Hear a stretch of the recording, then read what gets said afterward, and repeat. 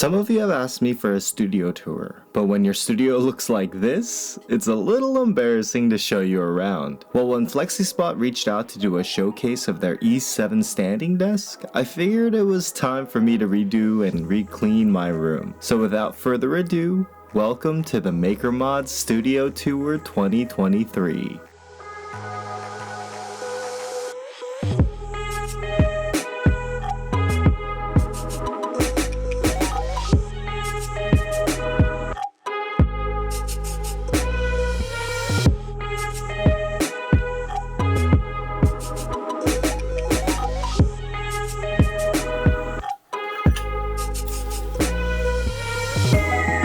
Big thanks to Flexispot for sending out this desk, which is honestly the only reason why I bothered to clean and redo my studio. This is the first electric sit stand desk that I've owned, and I have to say it's really a game changer when it comes to getting the right height for photos of the products I review, and it enabled me to get rid of an entire desk space that I used for shooting B-roll in my old setup, which was way too cramped. I will also be working from home a lot more in the near future, so I'm really excited to actually use the sit stand function. So let's talk about the specs right after you stand up and sit your finger on that like button. The first thing I noticed after putting the desk together was how stable it was, even in the standing position. I'm 220 pounds. Let's go.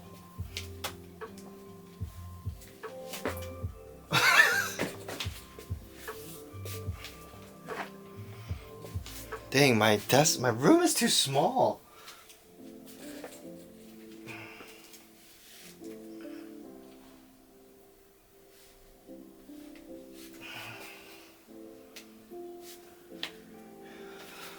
So even fully extended, the stability is still really good.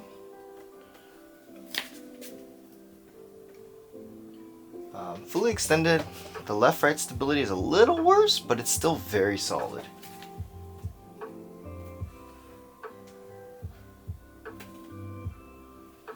Just like normal shake.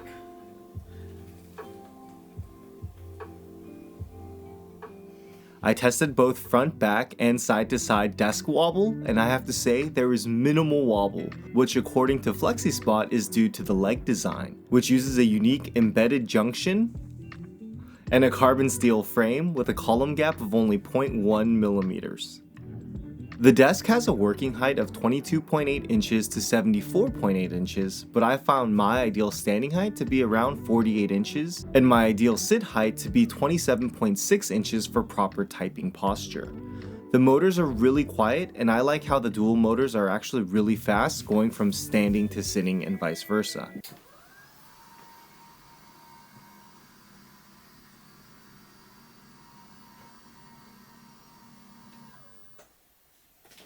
One thing that I did notice, however, was the desktop itself, which is definitely not as durable as I'd want it to be. I chose the solid oak top, and while it looks stunning, I found it to be pretty prone to scratching and denting from normal use, so I definitely recommend a desk mat. Alternatively, I'd probably skip the solid wood top and get the MDF version, which in my experience is usually more wear resistant. You can also use your own desk with the E7 frame, which supports desktops from 43.4 inches to 74.8 inches. I've actually been using the desk in my recent videos, and one thing I was really worried about was the desk sounding hollow.